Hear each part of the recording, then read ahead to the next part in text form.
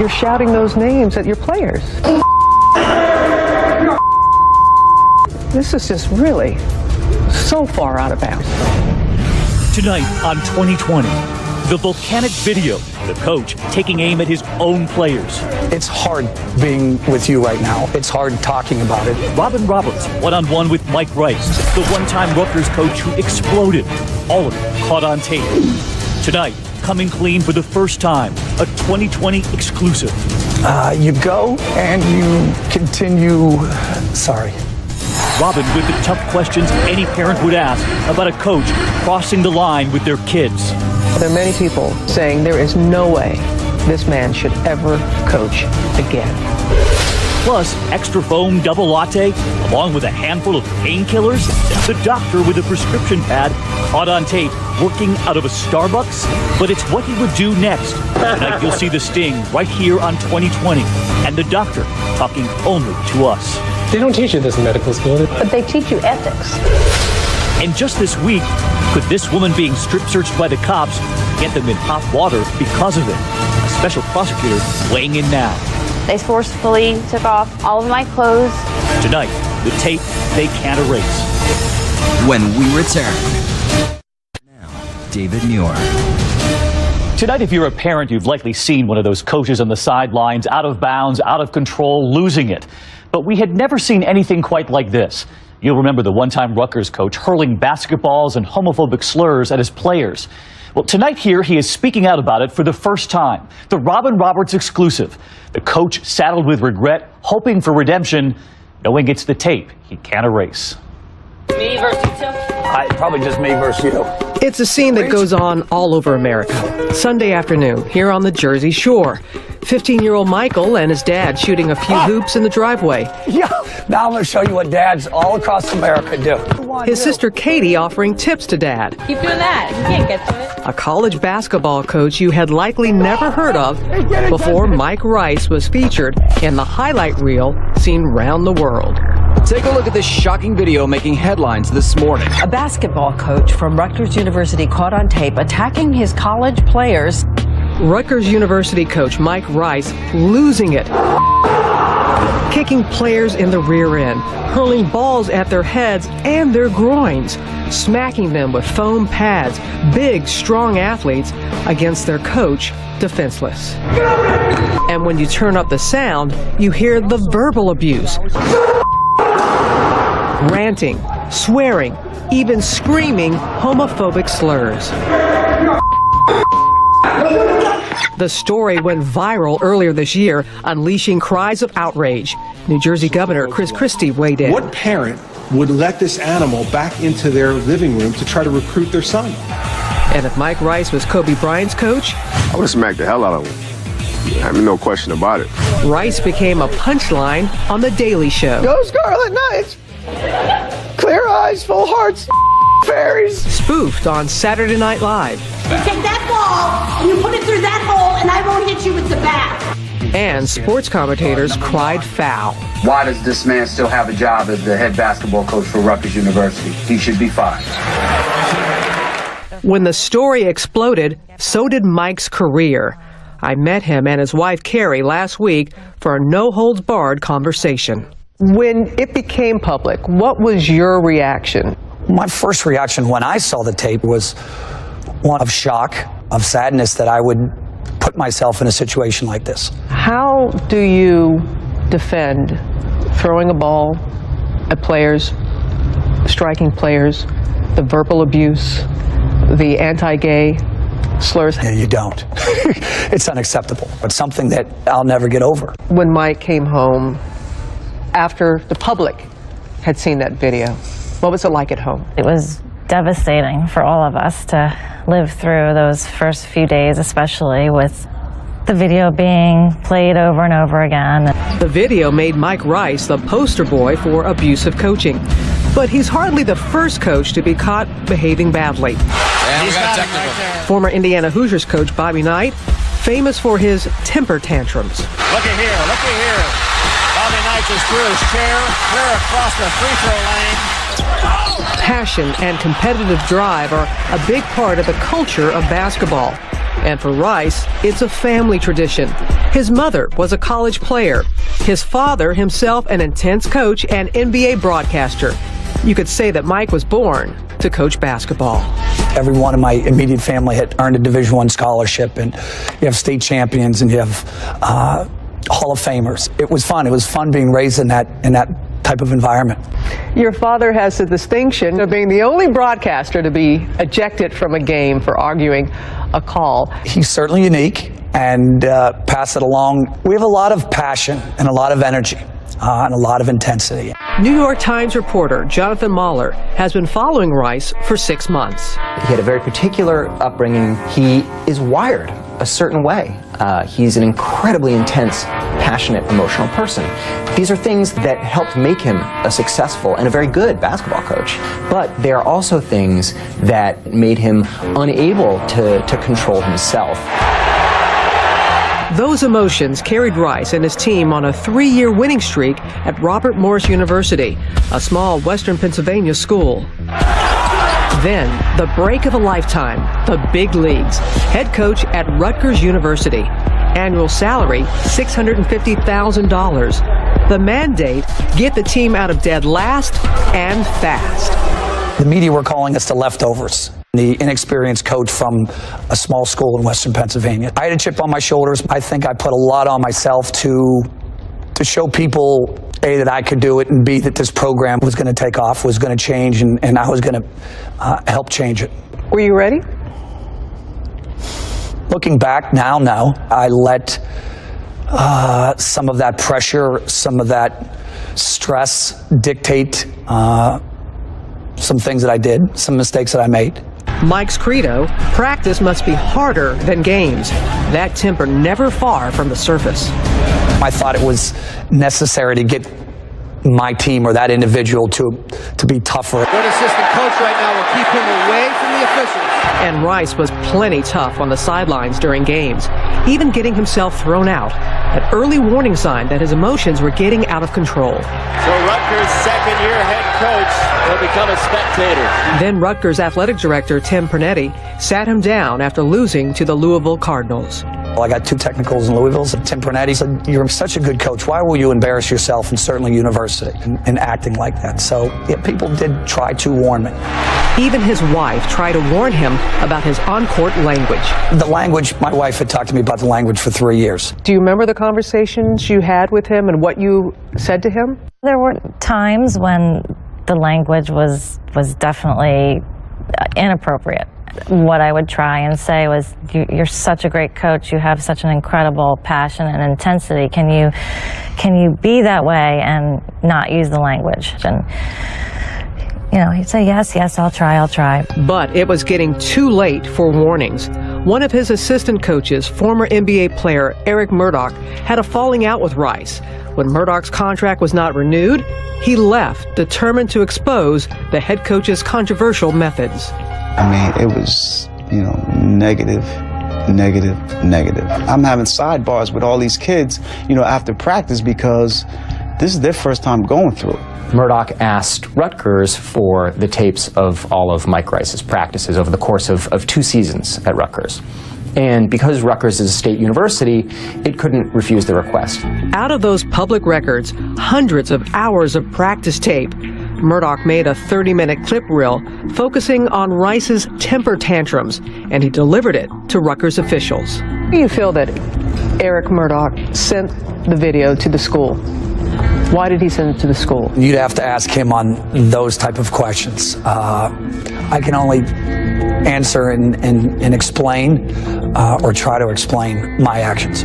Rutgers launched an investigation. The report that the investigation produced didn't say you must fire Mike Rice. It condemned some of his actions, but for the most part, it didn't exactly exonerate him, but I think he felt that this was over. Rice was suspended for 3 games. Fines and lost income amounted to $75,000, and he was ordered to report to anger management counseling. Do you have an anger issue? That's what a lot of people ask, and that's the biggest misnomer, fact. Because if you watch practice, if anybody watched practice, I would lose self-control at times. Yeah, but 2 minutes after that or 2 minutes previous to that, I'm high-fiving and cheering. I could be the same person that I did that to. I would, be chest pumping literally 2 minutes later. With the suspension over, Rice was back in the game. I'm going to apologize to them and allow them to understand that I'm going to change, that you are going to be proud of this program. Rice thought the episode was behind him, but Eric Murdoch was just getting started.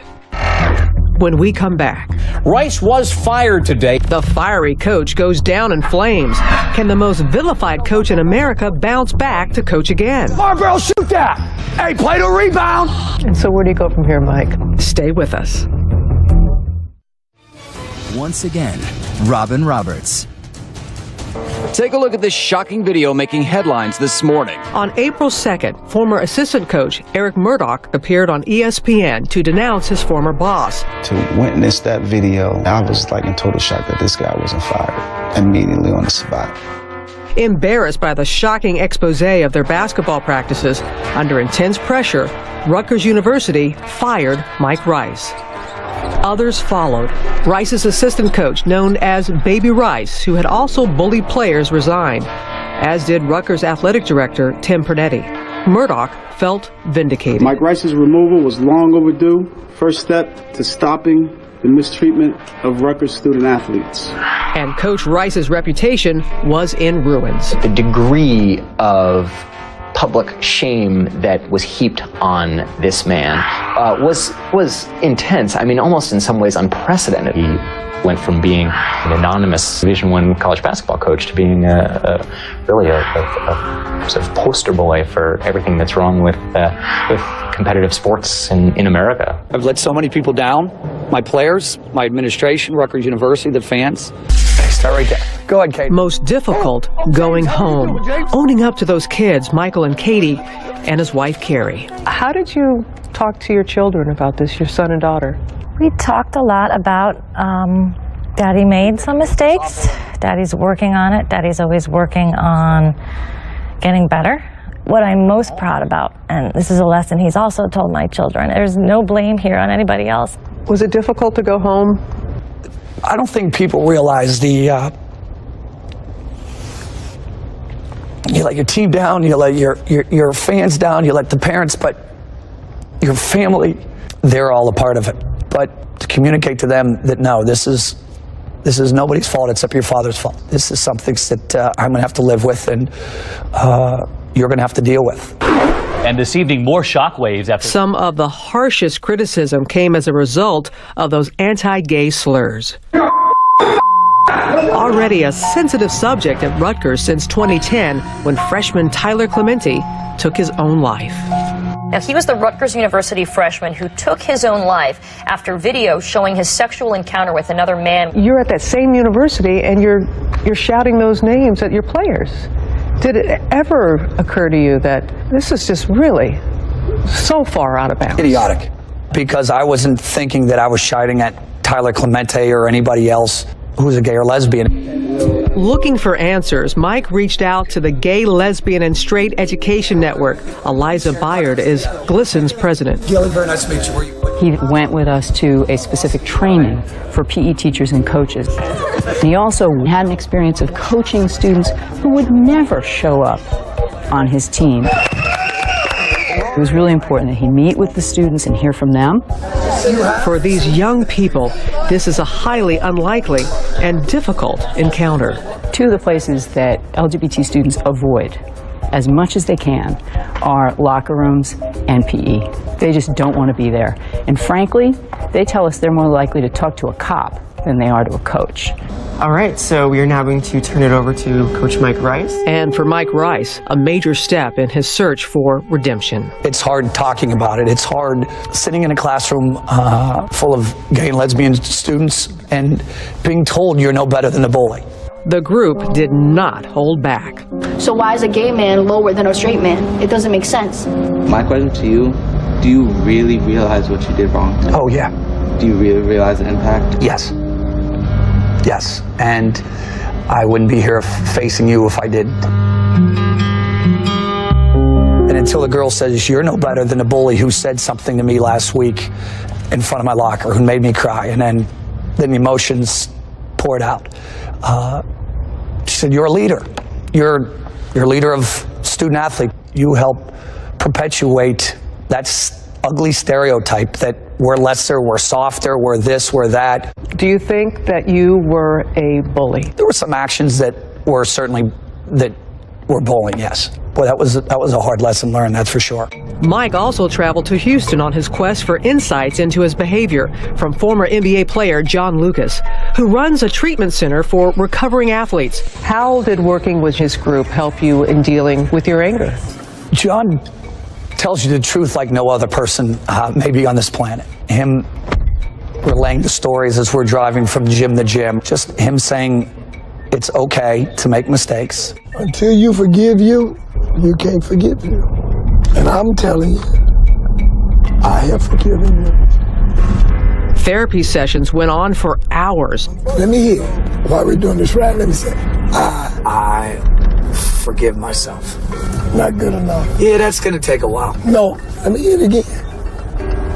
I forgive myself. Nope. It ain't gonna be good enough. John really has a way of allowing yourself to understand that you are human, that you do make mistakes. There are some people that are always going to associate Mike Rice with that video, despite all that you have done. How do you reconcile that? By trying to be the best parent, the best coach, the best teacher, to get as much out as humanly possible to young coaches about self-control, about boundaries, about learning from your mistakes. Whoever Mike Rice becomes from here, I do think it's safe to say that he is being forced to deal with who he was. The great coaches somewhere along the way figure out that they need to be able to step outside themselves. They need to be able to listen to other people. That's sort of part of the process, I think, of learning really how to be a great coach. Let's go, hard work on three, good job. Today, Rice runs clinics for teenage boys. Attack the D, read it. Oh, I love that pass, Taj. And girls. Boom. With his 13-year-old daughter's team, Rice practices a new coaching style. Oh, match up, match up. His passion for the game still very much alive, and he has apparently reined it in. Pressure on the ball. They should never stand there and shoot. Go up strong. If you miss, so be it. Okay? There are many people saying there is no way this man should ever coach again. Well, that's something that I have to live with. What I went through and everything that I've learned and the steps that I've taken and how people have helped me along the way. Yeah, I've changed. Will I be a work in progress? Yeah, of course. And so where do you go from here, Mike?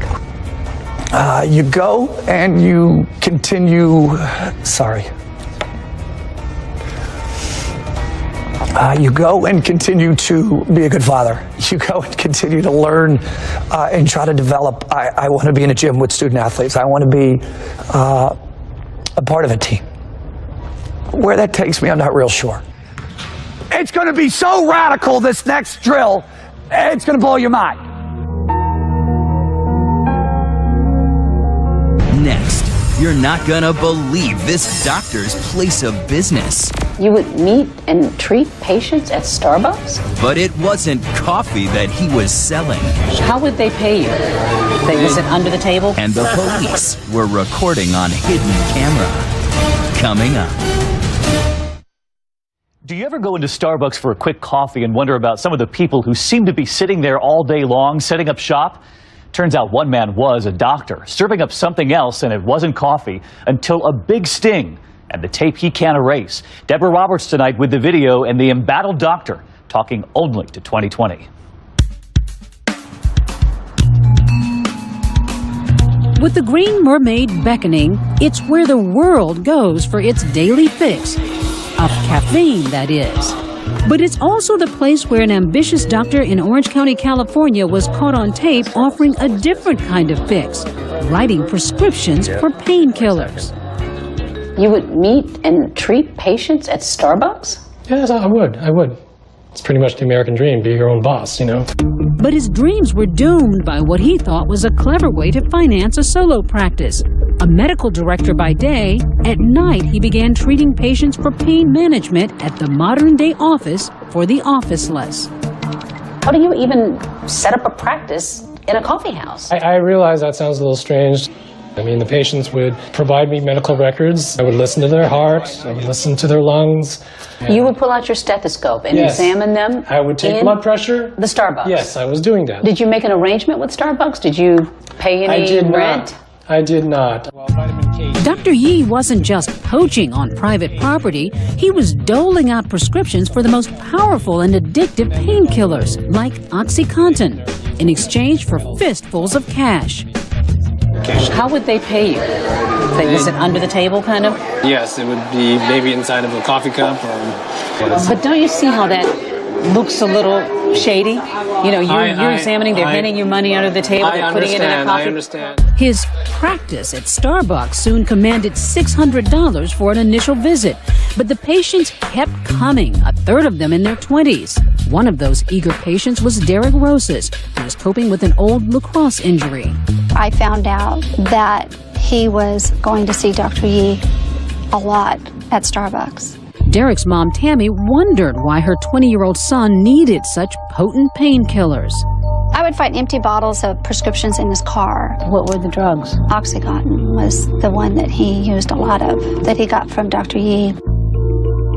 Although there were many legitimate pain patients, there were a smaller percentage of what would be called professional patients, and some even would call them professional junkies. Dr. Yee says he had his own system in place to weed out problem patients, even hiring a drug counselor, but says some patients slipped through the cracks. They don't teach you this in medical school. They don't teach you anything about what happens on the streets. But they teach you ethics. And is it ethical to meet a patient in a coffee house? Well, I believe it was. Dr. Yee may have thought so, but the DEA did not. This is the first time that I heard of a doctor using a food establishment to conduct his business. With hidden cameras rolling, they launched an elaborate sting operation into Dr. Yee's practice. It was very important that the agents obtain as much evidence as possible to show, again, that this wasn't a one-time event. We wanted to show a pattern. In this undercover video being seen for the first time on national TV, Dr. Yee meets with an agent posing as a patient with no idea he's being watched. Smell cigarettes? No. Not cigarettes. Okay. Any recreational drugs they should be aware of? They should be aware of? Not really? Okay. Alright, I'll take it on a need-to-know basis. Cavalier, flippant, Dr. Yee's more friend than physician. I was kind of laughing and joking at the same time, but to me that's a bit of trying to maintain patient rapport. The agent left with prescriptions for 60 OxyContin, 60 Xanax, and 120 Roxicodone, and Dr. Yee pocketed $400. On another night, a different agent makes an appointment at Starbucks. I used to have a heroin addiction, like for 5 years, on and off. A patient admitting to being a heroin addict? Shocking. But not enough to stop Dr. Yee from writing scripts for 60 Roxicodone and 60 Xanax for the hefty price of $600. Why would you write her a prescription knowing that she has a history of heroin addiction? There are some people that if they're not able to get access to their pain meds, that they resort to all the ways of treating it, and sometimes it's heroin. So that's one way I rationalized it. By September of 2011, with business booming, Dr. Yee had moved away from the foaming lattes to his own office space. That's where a DEA informant uncovered the most jaw-dropping abuse of that overused prescription pad, requesting drugs not just for herself, but for a friend who wasn't even there. She is in school. She can't make it. She is getting sick. So she asked me if I could get this script for her. You want to do hers first? Yeah, can we do hers first? Astoundingly, she walks out with everything she wanted, but not before Dr. Yee tried to cover his tracks. Just between you and me, we met, Totally. Yeah, that's fine. No, all good. I got you. Dr. Yee wasn't concerned about the fact that the patient was not sitting before him. His only concern was the money. And the money was rolling in, sometimes as much as $5,000 a night. But the prescription business would soon have devastating consequences for Derek Rosas. During his 4 years as a patient of Dr. Yee, he had become addicted. The last thing he texted me was, "I love you, Ma." And he went to bed that night and he didn't wake up. What was the cause of death? Accidental, mixing this pill and this pill and this pill with beer. Do you think Dr. Yee knew that he was dealing with an addict? Yes, of course. Dr. Yee was never charged in Derek Rosas' death and denies he ever knew he was an addict. I'm very, very, very, very regretful that anybody had to die, okay? Did you ever deny a patient a prescription if they came to you wanting a narcotic? Do you remember ever saying, "No, not this time"? I don't remember. I believe it might have happened, but I can't recall specifically. After 8 months of watching Dr. Yee, the DEA had seen enough. He was arrested and charged with 56 counts of prescribing controlled substances without a legitimate medical purpose. Doctor caught on video meeting with patients at a... Just weeks ago, facing trial and possibly life behind bars, Dr. Yee pleaded guilty to 7 counts. A judge sentenced him to 11 years in a federal prison. What's the difference between his actions and the actions of a drug dealer on the street corner? There is no difference. He's a drug dealer that just so happened to operate at a Starbucks. When we come back, what does it take to be labeled the drunkest idiot ever? I was really intoxicated and I just thought it would be funny to tweet. Funny? From jail? What were you thinking? The sensational tweet from her jailhouse seat. Next. We've all seen the videos posted by perfect strangers because they think they're funny, and they are. The laughing babies, the wedding party falling off the dock. But what happens when you post something you think is funny, but it soon turns out the joke is on you? Tonight, the young woman, the drunken moments, and the images she can't erase. Here's Juju Chang.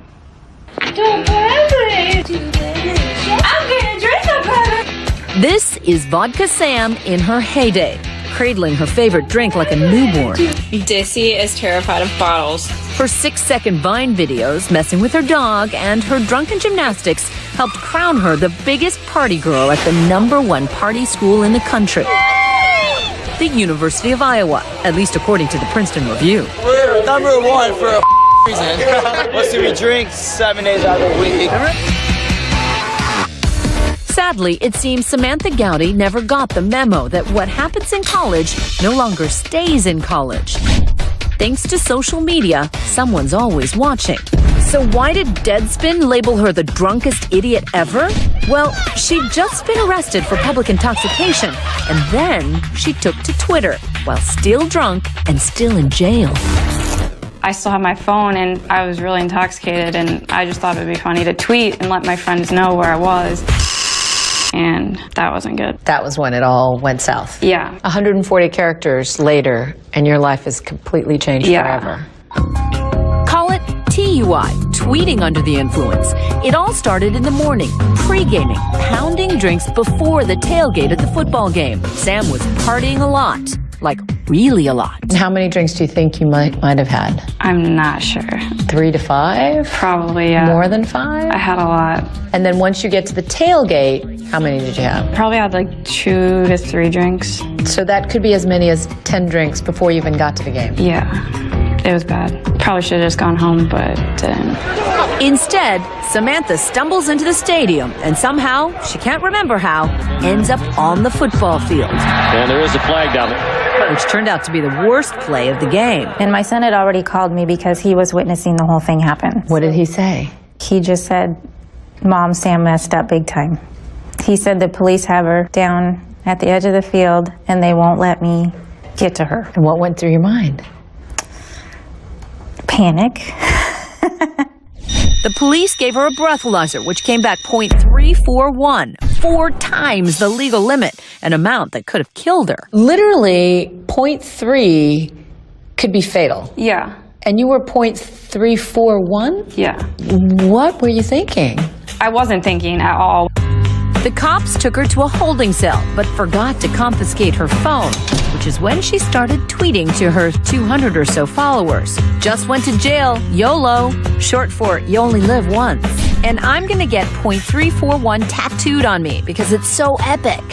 I was just doing it for my friends. I wasn't doing it thinking, oh, this might get picked up by the entire country. My son and I just sat there and watched Twitter, and it was just growing and growing, and we knew it was bad. How did you know it was bad? When she was up to 25,000 followers within 24 hours. So how did she get so popular? Well, those tweets Sam thought she was sending just to her friends got picked up by the popular sports site Deadspin. They mocked her to their 500,000 fans, naming her the drunkest idiot ever. Then even more people started following Vodka Sam on Twitter, where they discovered those party girl pics and sloppy Vine videos. And while some proposed marriage, most people simply taunted her. Things live on the internet forever. Doesn't anyone get that? I know. She became the laughingstock of the news media. She should be a star. I'm naming my first kid 3.41. All that internet infamy turned Vodka Sam into a mini celebrity. She was offered endorsement deals. I heard that once everything went viral, that you got offers to do like promotions, liquor ads, t-shirt ads. Yeah, I immediately didn't want to do any of that. Because if I did that, then it would be promoting who I was portrayed as, and that's not who I am. I was really depressed. I just wanted to hide. But there's no place to hide on the internet. When you were posting, did you ever worry that things might go viral? No, that never crossed my mind. People would say, you know, come on, Sam, you're a smart college student. You're going to tell me you've never heard that embarrassing stories go viral? I mean, I've heard it with celebrities. I guess I just never thought it would happen to me. You were that naive. Yeah. She says Vodka Sam is dead and buried. She shut down all her accounts, though parody accounts are still out there. I think that I learned my lesson, and I won't be going back to social media. Ever? No. In a funny way, had you not been arrested, you would have continued getting super drunk, right? I probably, needed a wake-up call, and I got one. Sam says she's quit drinking altogether, thanks in part to the 3 months of treatment the University of Iowa required her to attend. But she admits being sober leaves her socially isolated. Still, she says she has no one to blame but herself. It's not like you're saying the bloggers did this to me. No, I did it to myself. It's just they picked up the story and, you know, kind of got it wrong, but it was still my fault for letting them get the story, so. Next, to serve, protect, and peep. This practice appears to be a peep show. I was on display for them. Police pat-downs. Do some have more than just looking for weapons in mind? Coming up. We turn tonight to the tapes the police can't erase, the pat-downs, the searches, and the women who say those investigators were searching for far more than evidence. Tonight, see the video for yourself. You decide, peep show or police pro. Once again, Deborah Roberts. No matter where you go these days, chances are you're being watched. But cameras are also recording the men in blue, too. And if they step out of line, the video's there to tell the tale. And there's plenty of video to watch at the jail in Puyallup, Washington. We believe that jail safety cameras are a absolute necessary for life and safety over privacy. When you step foot into a correctional institution, your expectation of privacy is greatly diminished. That's putting it mildly, according to these women who claim they're victims in the case of the video voyeurs.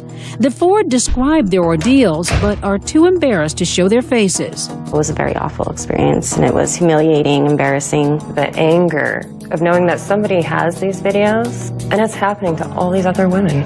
The revealing videos were uncovered when defense attorney James Egan began researching public records for a DUI client. I've represented thousands of people in DUIs, and I've never seen this.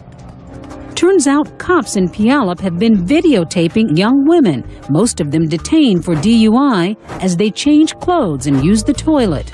This practice appears to be a peep show. Even though the jail does have curtained areas for changing in private, these women were all sent to a holding cell with a camera overhead and told to strip. I felt like a doll. They were just dressing up and dressing down. I was on display for them. They were made to change into jail clothes for their mugshots, then told to undress again before being released. We have you change into jail clothing because it's very common for offenders to hide items in places on their body or within their clothing. This is protocol? Well, that's funny, because you're the only ones that are doing it. Egan has now filed lawsuits on behalf of dozens of women convinced the cops used the jailhouse cameras for a free show. I'm extremely angry.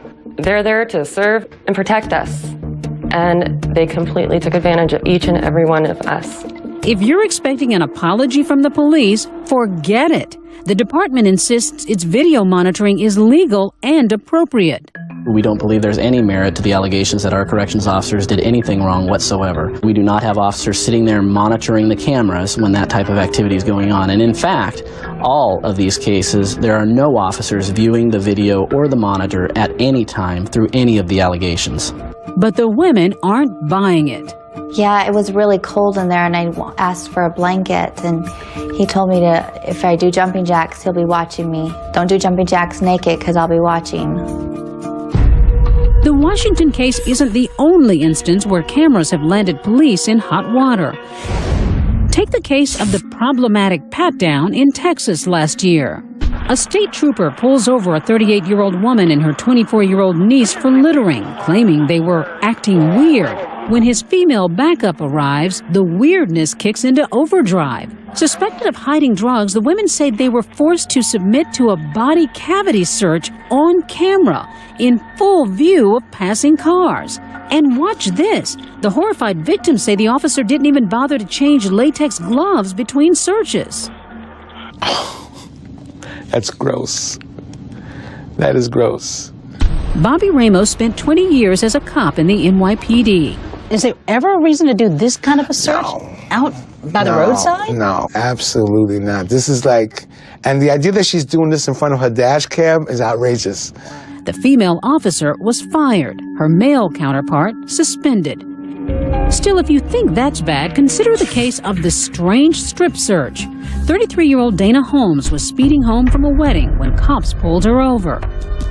She fails a breathalyzer test and is carted off to jail. Are you going to arrest me? I am going to arrest you for DUI.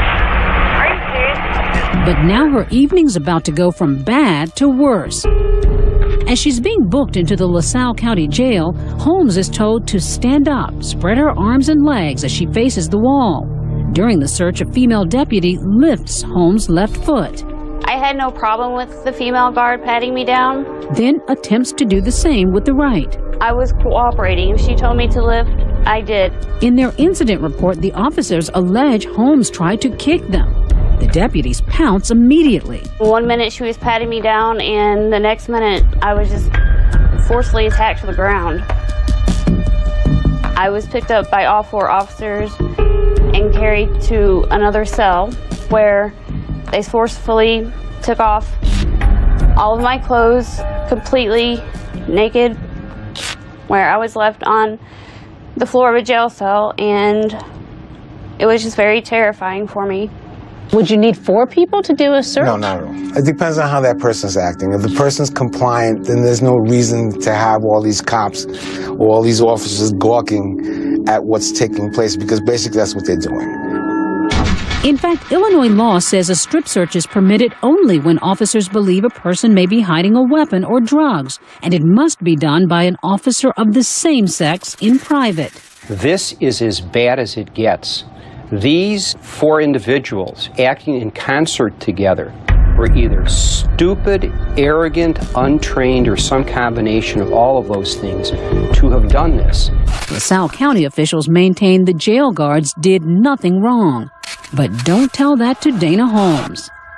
I did inform them that I was going to see them in court, and they laughed in my face, said, well, make sure you get my last name right, and you better have a damn good attorney.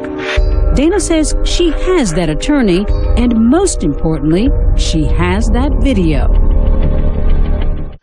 And that's our program for tonight. Thanks for watching. I'm David Muir. For Elizabeth and all of us here at 2020 and ABC News, good night.